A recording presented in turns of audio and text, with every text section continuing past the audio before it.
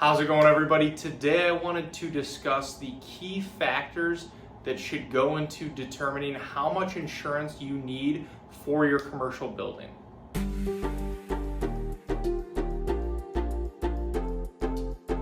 Thank you for stopping by. My name is Brian Gutowski. I'm an independent insurance agent based here in the state of Michigan, Metro Detroit specifically, and I work with businesses on their commercial insurance programs, as well as helping families and individuals with their personal insurance, their home, their auto insurance as well.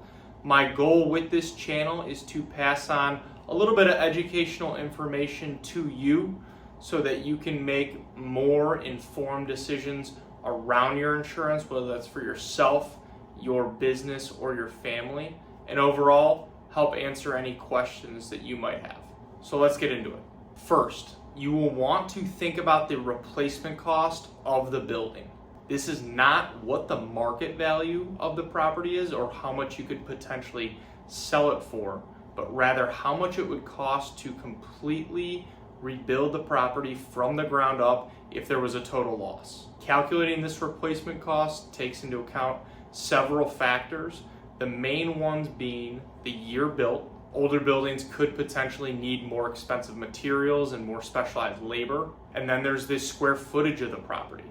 Larger buildings will obviously cost more to replace than smaller ones. And then another major factor is the construction type. For example, a building made of brick and steel could have a different replacement cost value than one that is a wooden frame construction type.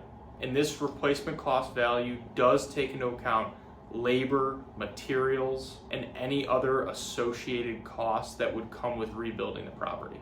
Next would be to consider the contents of the building and property.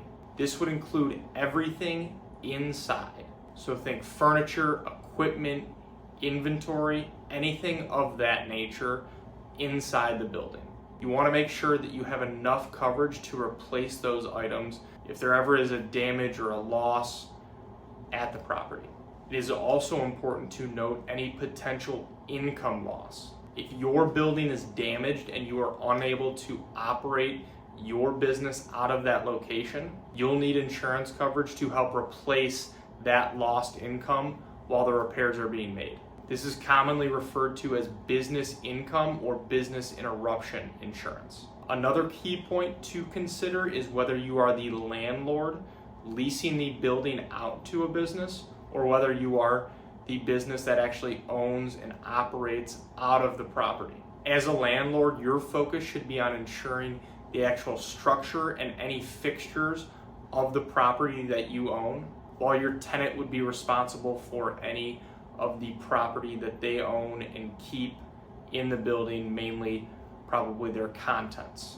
On the other hand, if you are the business that owns and operates out of the building, you will want to cover, again, both the structure itself and then any business personal property that you do have inside as well, and also your business operations as a whole, which would include general liability, commercial auto, any other potential coverages that you do need to operate and properly protect your business as well.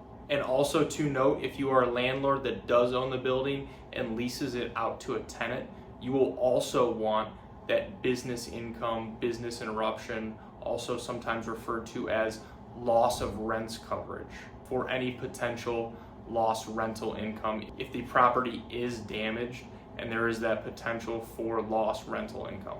And then finally, it is important to consider the specific risks that might be unique to your property, to that location. For example, if your building is in a flood-prone area, you'll most likely want to make sure that you do have flood insurance in place. And flood insurance isn't typically covered on a standard commercial property insurance policy unless it is specifically noted in the forms or potentially an endorsement. So again, something like that you will want to make sure you are properly covered for. So overall, it is important to make sure that you have the right amount of coverage in place for your business's needs and make sure that you are not underinsured in any of the specific areas that we covered in this video. So thank you for watching, and if you are looking for help with your commercial insurance, I would love the opportunity to work with you and see if our team can help. There are a lot of ways to get a hold of me, and they should all be in the description below.